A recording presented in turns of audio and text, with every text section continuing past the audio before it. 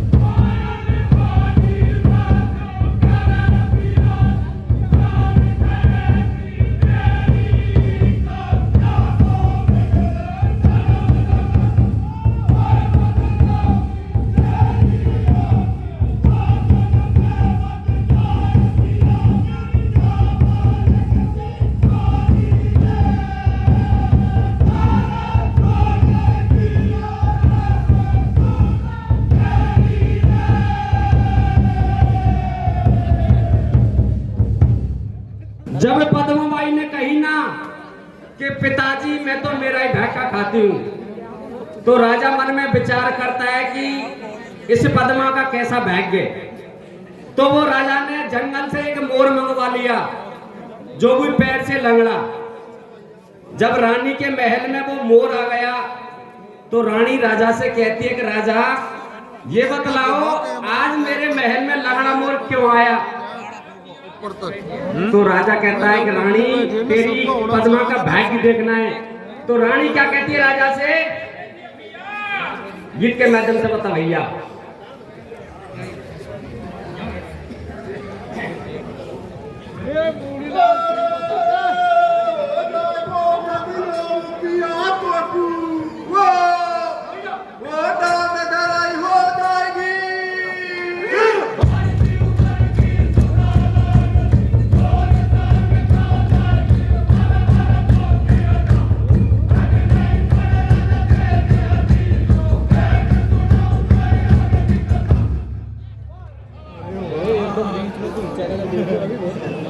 छोटी सी पद्माबाई और तुमने लंगड़ा मोर के पहनाने की कोशिश कर रहे हो, कैसे भैया?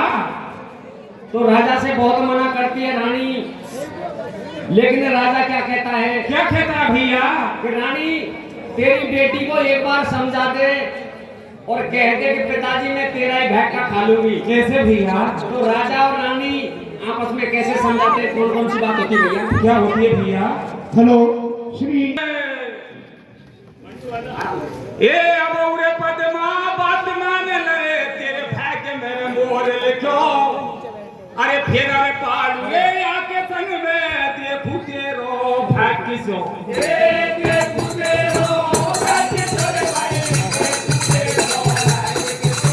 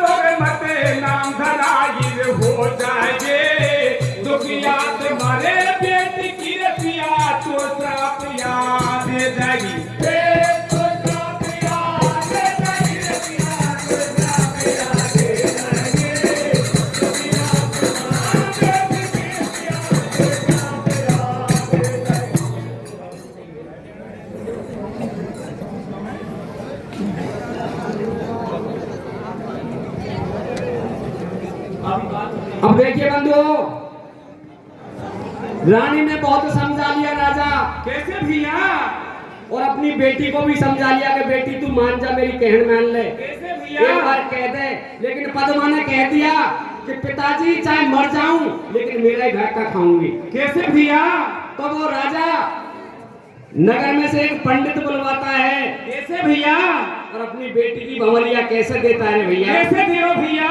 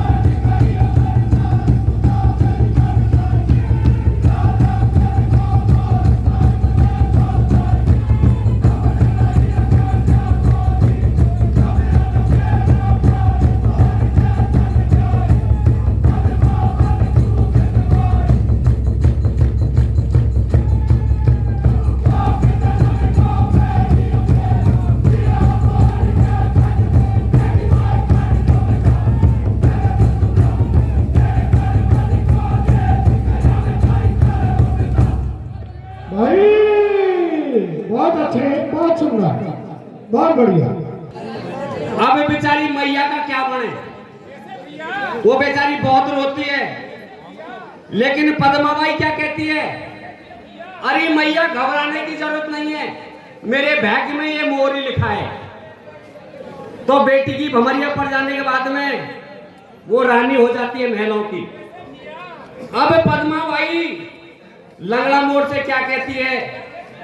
अरे पति देव, इस बाबुल के बंगले में बहुत रह लिए, अब यहाँ से चलते हैं। तो धीरे धीरे जाते रहे। उनके बीच में कौन कौन सी बात होती है भैया? आजा।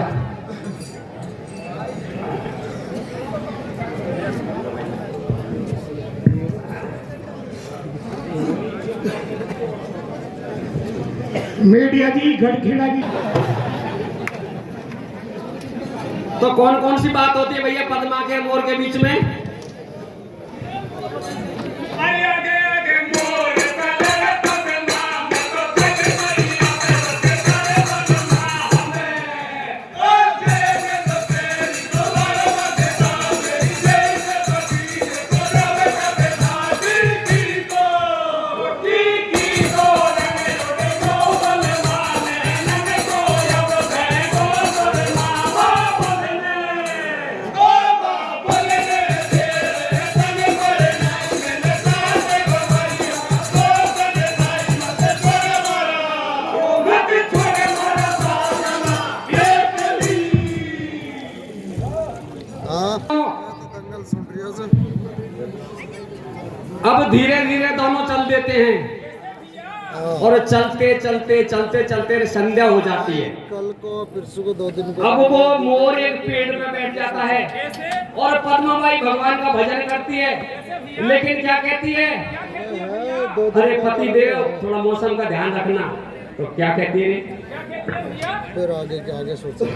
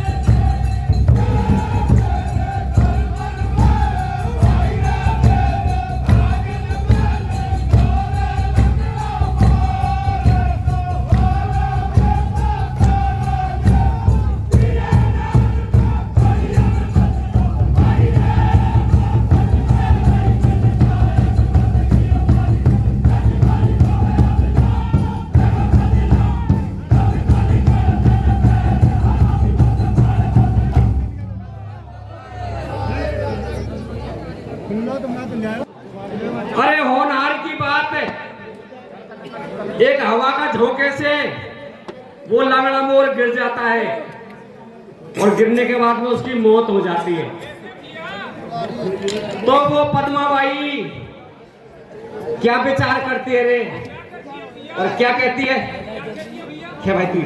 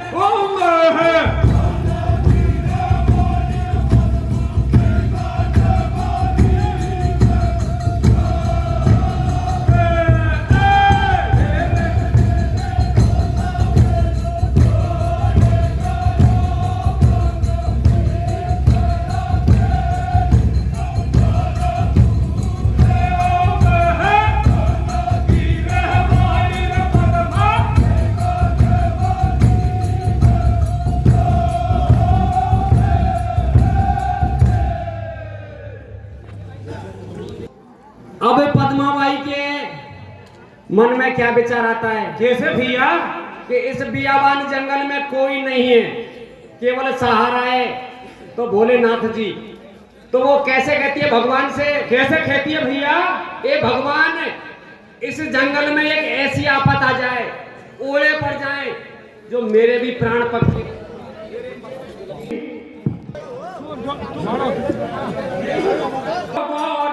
लंबी नींदड़ लिर पिया छोड़ अकेली वन में।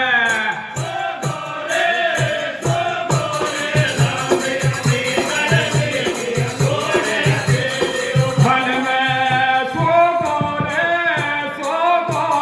लंबी नींदड़ लिर पिया छोड़ अकेली वन में।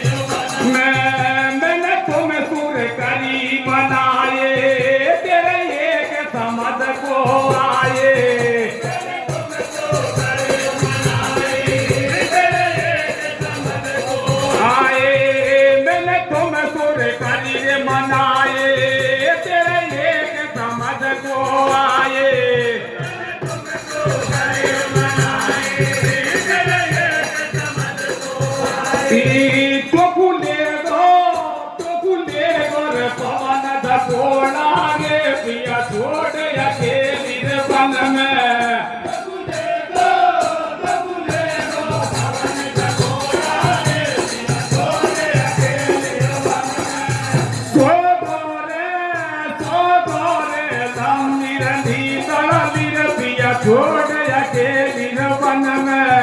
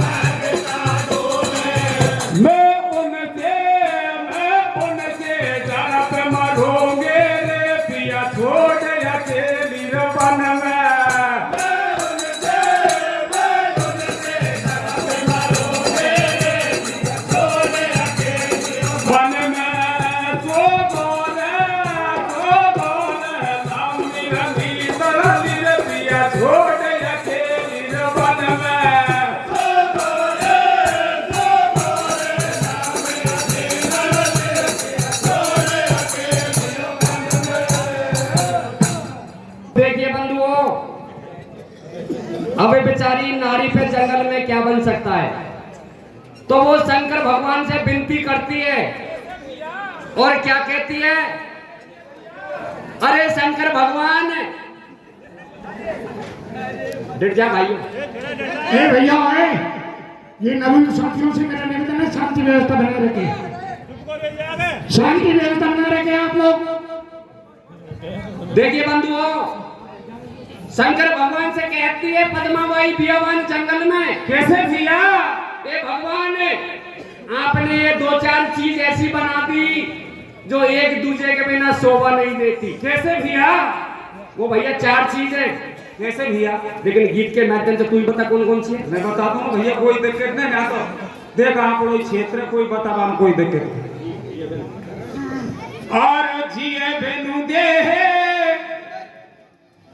आर जिए बेनु दे नदी बेनु पारी और ते सई नाथ पुरसु बेनु नारी। सज्जनों, इस ध्येय के अंदर सांस नहीं है तो ध्येय कोई काम की नहीं है सज्जनों। और सज्जनों, जिस नदी में पानी की आवक नहीं है वो नदी कोई काम की नहीं है सज्जनों। और सज्जनों, जिस स्त्री का मर्द मर गया हो उसका जीने में जीना नहीं है सज्जनों। अब देख ले कैसे भैया? ठीक है, जो को मर्द मिल जाए बेचारी को वाको तो खा जीवो, सही बात है पटेलो। और जे की ढरानी मिल जाए बस किसी हो जाए। ये बता दे बाबू, ये पाड़ों से नहीं, ये चाय को कब कुंदे संभाली। लेकिन सज्जनों, पद्माबाई का सच मजबूत था।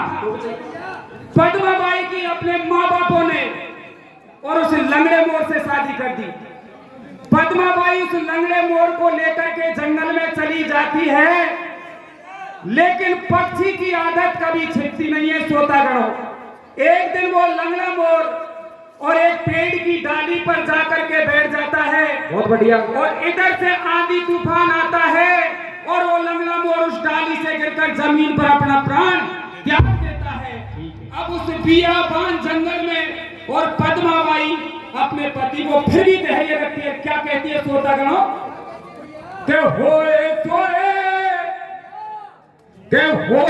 सोए राम रचुना था और को कर को बड़ा वैसा।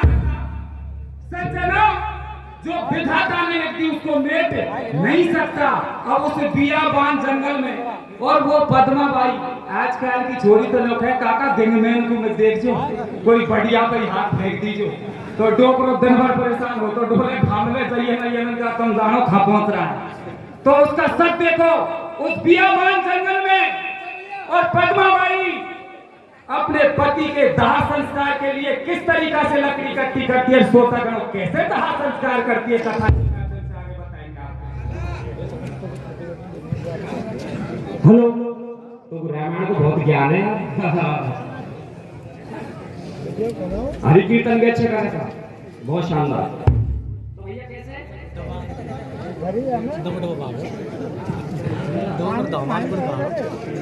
गढ़ साहब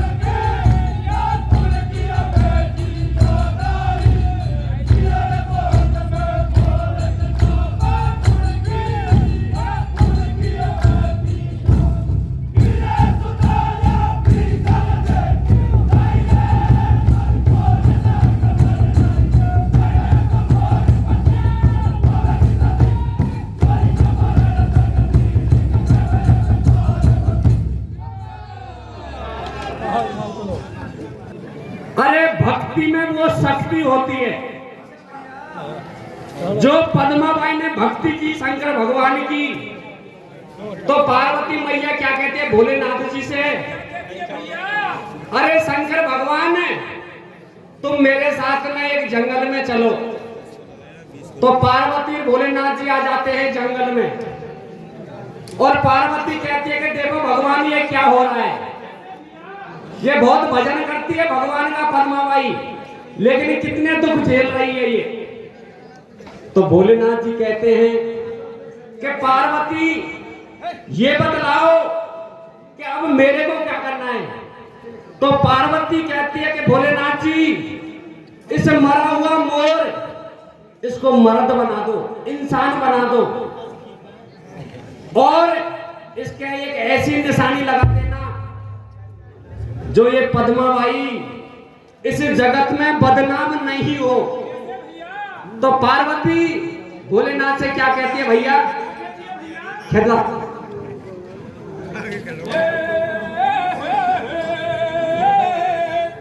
अरे तो घोड़ा शंकर से कहर सुन भोले मेरी बात,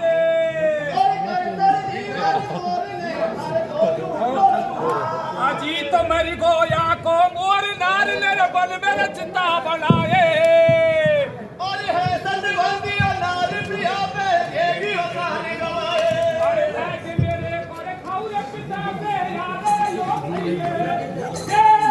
वापस चले जाए यो भैया चले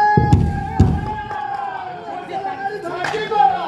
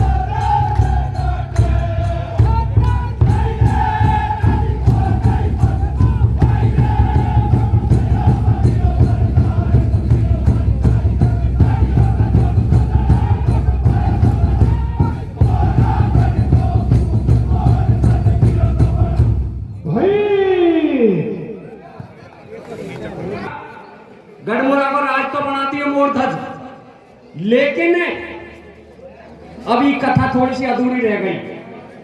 कैसे के पार्वती कहती है कि भोलेनाथ जी अभी मेरे जी में तसल्ली नहीं है।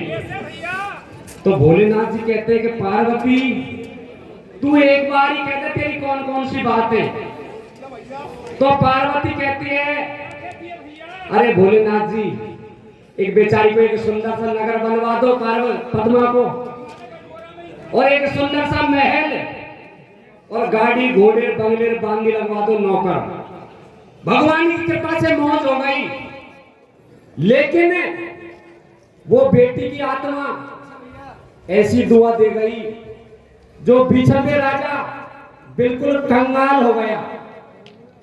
होनहार की बात है, छाछड़ा बेचता हुआ उसी नगर में आ जाता है। प्यारे बंधुओं, बिल्कुल जैसे ही वो आवाज लगाता है बेचारा धीरे से, तो पद्मा क्या कहती है? अरे ओ बांदी, ये नीचे से आवाज आई है, ये मेरे बाबुल की आवाज है। अरे बांदी, इसको बुला के मेरे पास में ले आ महलों में। तो वो महलों की रानी बांदी को नीचे भेज दिए, और भेजने के बाद में राजा महल में चला जाता है। लेकिन जब बेटी को देखता है तो मन में क्या विचार करता है, गीत के माध्यम से बताएंगे। बेटी क्या कहती है अपने बाबुल से? हाँ भैया।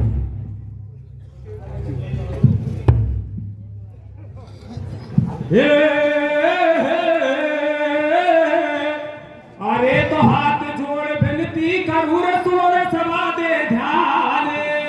और बेटी अमान अपने बाप की रे भैया तो राखो मान। अरे तो बेटी के संग घात करे बाकी कबूल पूरी पड़ेगी।